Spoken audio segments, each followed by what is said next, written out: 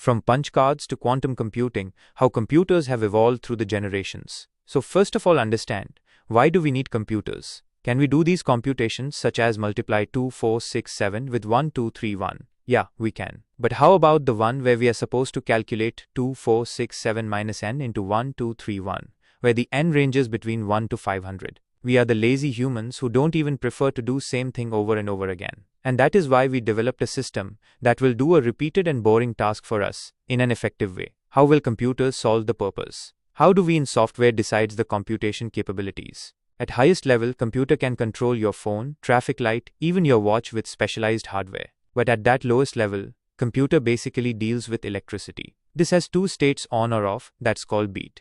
As electricity goes through a bunch of transistors, it will influence other parts where the electricity passes. Thus, turning a beat on might set all kinds of things in action. When you extend it further, groups of bits will be capable of handling bunch of instructions. Group bits will be sent to a processor, which results in various transistors doing their work, and some output is generated. And this output will determine the actions of other pieces of hardware. A nice example of this is the original hardware board. Isn't it look like your motherboard? Let's understand our dyno board. And in a world where you can write a code to run on a very small computer, it has several ports for input and output. Ordinary code is like a mini computer with its hardware capability, which can even drive a car without crashing and following the traffic rules. Generally, computer at broader scenes is visualized like this, which is an assembly with keyboard, mouse, monitor, internet settings, and the printer. And it is used for bookkeeping, administrative tasks, gaming, networking, etc.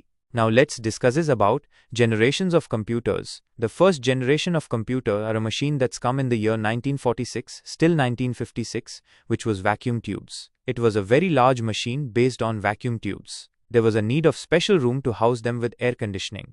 Specially trained technicians were required to run and maintain these machines. Then what has come is second generation of computers, which was based on transistors. The era within which these transistors were actually getting utilized was 1959 to 65. These were the smaller, faster and more reliable machines which are based on transistors. Size-wise, they were 1/10 the price of the first generation machine or computer. They become so common in large or larger businesses and universities. Then cogeneration has arrived, which was based on integrated circuits in the year of 1965 to 72. It was based on these ICs. It was using integrated circuits, which is mainly transistors, which are mounted on one piece of silicon. Those computers became very common from medium to large businesses, and they were quite lower in price, unlike the first and the second generation. And then there comes fourth generation, which was based on microprocessor, in that of 1972 to 90.